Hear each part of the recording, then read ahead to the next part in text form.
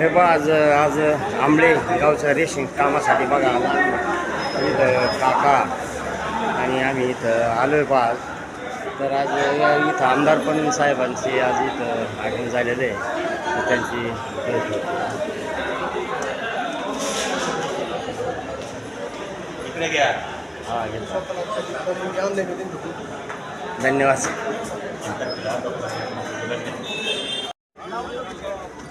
नमस्ते नमस्ते. काय साहेब? हो बरे बरे साहेब. हो हो नवऱ्यात आपली आठवण काढली होती पण काय आपण आले नाही. नवऱ्यामध्ये आठवण काढली होती बरं. काल आधी तुम्ही पहिल्या दिवशी आम्ही गेलो. हे पहा आता पुरवठा शाखा तहसील शिरूर इथं आता आम्ही आलोय पहा. हे बा आता आम्ही तहसीलमध्ये आलो तर आमचे गाववाले हबीबा बेगम बागवान आणि त्यांची शिराज बागवानची मंडळी ह्या रेशन कार्डसाठी इथं आल्यात पहा.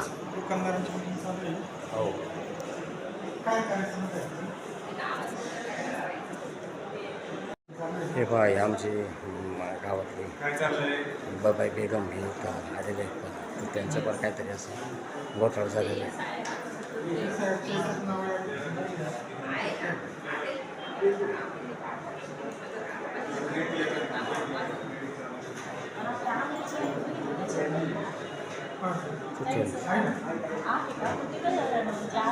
तहसीलदार कार्यालयामध्ये आलो पाहता आम्ही.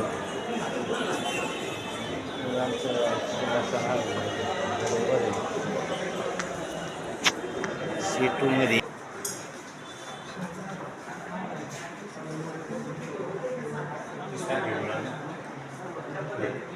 नमस्ते साहेब. नमस्ते नमस्ते. साहेबांच्या आठवणीत पण मला सारखी आठवण येते कारण काय झालं साहेब वर्क. हे आमचे मित्र निलेश बी खोडसकर हे सहाय्यक महसूल अधिकारी आहेत पहा इथं तहसीलमध्ये. हे आमचे जिगरी दोस्त आहेत.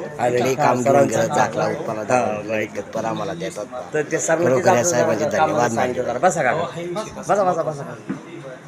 ते सरांना तेच कामं सांगितलं सर म्हणजे तुम्ही आम्ही तयार केले म्हणतो फाईल वगैरे सर्व. पण आता ते साहेब आता मिटिंग असल्यामुळं भेटले नाही. तर साहेब ह्या साहेब आपल्या प्रत्येक कामाला म्हणजे ते कधीच आपल्याला अडचण येत नाही साहेबांची. हां हा संपूर्ण त्यांच्याकडेच आहे ना. तर तेच रेशन कार्डचंच त्यांना सांगितलं ते म्हणजे होईल ते सगळं प्रकरण तयार केलं काय अडचण नाही. तीच अडचण चालते. हां हो हो वनमाने साहेब. हे आमचे महेश बेंद्रे बाबुराव पाचण्याचे PA जुना बरे. इथं पुरवठा शाखा पुढे आम्ही उभा असता काकाला आम्ही उभा असताना बघा इथं काकांचे मित्र ते इथं भेटले बघा. त्यांना एक शेतकरी काहीतरी पुरस्कार भेटला. इथं काय ते सांगा हो काका म्हणजे नेमकं. नमस्कार नमस्कार धन्यवाद. मी नितीन थोरात. हां हे महेश काका बेंद्रे आणि आम्ही शालेय वर्ग मित्र आहोत. खूप दिवसांनी आमची भेट झाली. मला 2021चा महाराष्ट्र शासनाचा वसंतराव नाईक शेतीनिष्ठ शेतकरी पुरस्कार राज्यपालांच्या हस्ते मिळाला. त्याबद्दल माझं काम शेती चालू आहे आणि पुढे काम चालू राहणार आहे. धन्यवाद सर. खरोखर म्हणजे असे हे बघा साधी माणसं पण आज पुरस्कार प्राप्त आहेत बघा यांना. तर खरोखर असं वाटत नाही पण खूप नितीनांचं अभिनंदन करतो आणि भविष्यात त्यांना आणखी चांगले पुरस्कार म्हणून त्यांच्या हातून या शेतकरी समाजाची सेवा घडो अशी प्रार्थना करतो.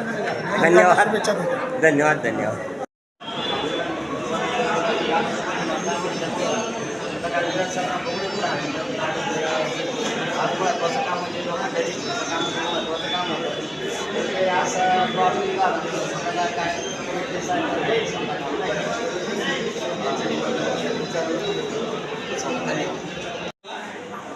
बघा आता हो वनमाने साहेब पुरवठा अधिकारी आले पाहता आणि आता मान नाही तर आम्ही बराच वेळ थांबलो. आज काही म्हणलं तर साहेब येण्याची शक्यता नाही कारण आमदार आली मीटिंग होती. आले साहेब आता साहेबांसंग आता चर्चा चालू सुरू करतो.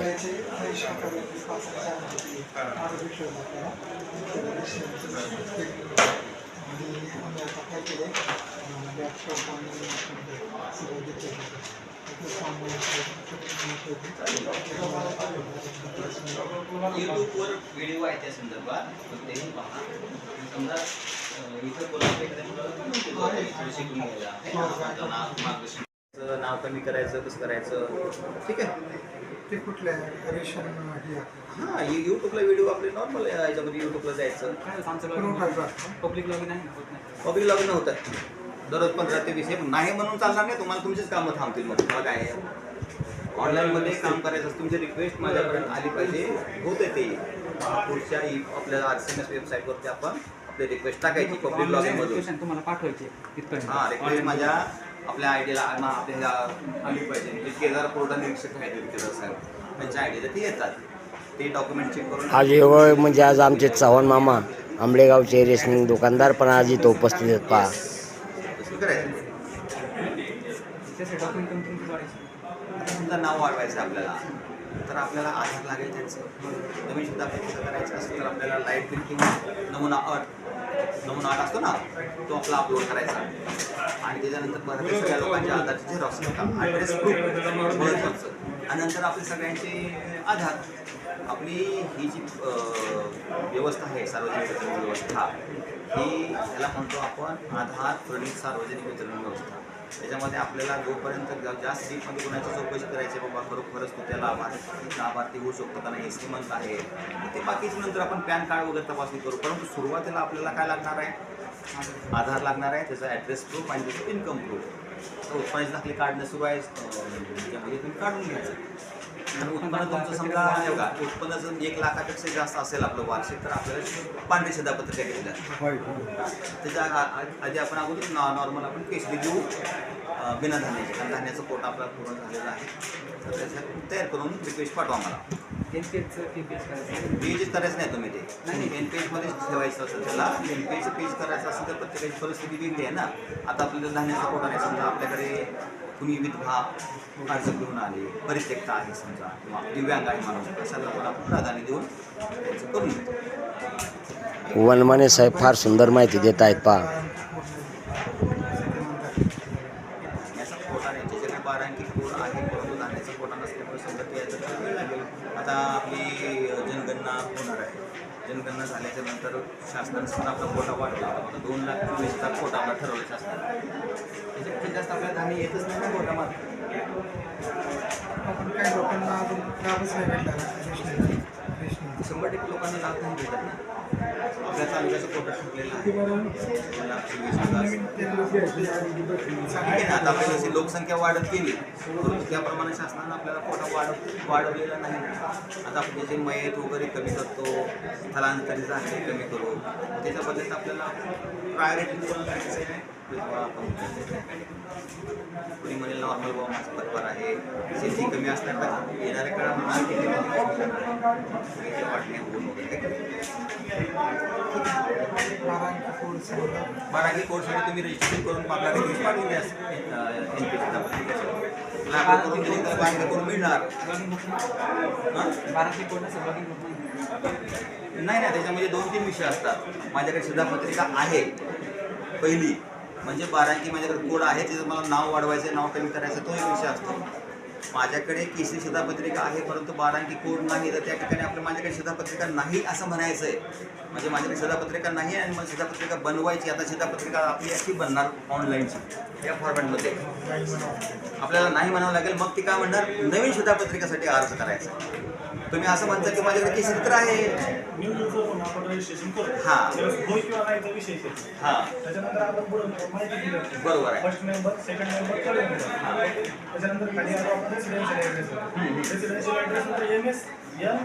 FMS काहीतरी क्रायटेरिया म्हणतो ऑप्शन त्यात काय भरायचं कुठं त्याची माहिती आणि तो क्रायटेरिया फेल झाल्याशिवाय तुमचा फॉर्म सबमिटच होत नाही. पेमेंट जरा जास्त पुढे गेले. यांचा विषय काय होता की मला 12 अंकी कोड काढायचा आहे. मग तुमच्याकडे केसरी शिधापत्रिका आहे परंतु आपण 12 अंकी कोड घेतलेला नाही ना याचा अर्थ आपल्या शिधापत्रिकाच नाही. मग नवीन शिधापत्रिकेसाठी अर्ज करताना आपण जो करतो ना त्याच्यामध्ये समजा मी उत्प्रत दाखला काढलेला आहे तर ते टाका त्याच्यामध्ये. उत्प्रत दाखला काढलेला असेल तर तो टाका त्याच्यामध्ये तुमचा क्रायटेरिया आहे की नाही. काय शब्द साप वापरला तुम्ही NSF ऍटलीस्ट आपल्याकडे NP सुद्धा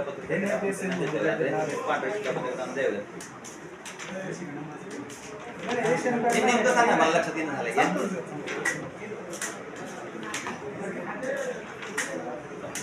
नवीन शिधापत्रिका प्रत्येक कंपल्सरी उत्पन्न दाखला साहेबांनी सुंदर माहिती दिली.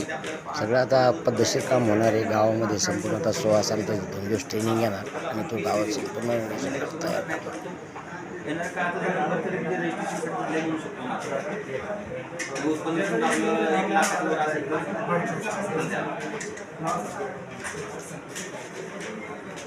या आजी तुम्ही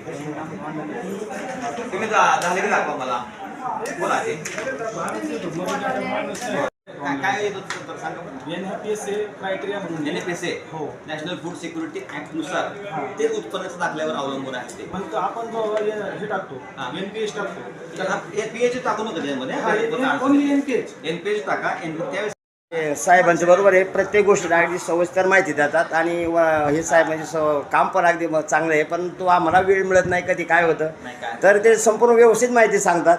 तर आता त्यांना मी आता एक अंत्योदय रेशन कार्डबद्दल त्यांना मी सांगितलं त्यांना. तर ते म्हणले नाही की आता त्यांना ते PHS दिलेलं आहे पण ते अंत्योदयसाठी सगळ्याच दिव्यांगाला देता येत नाही.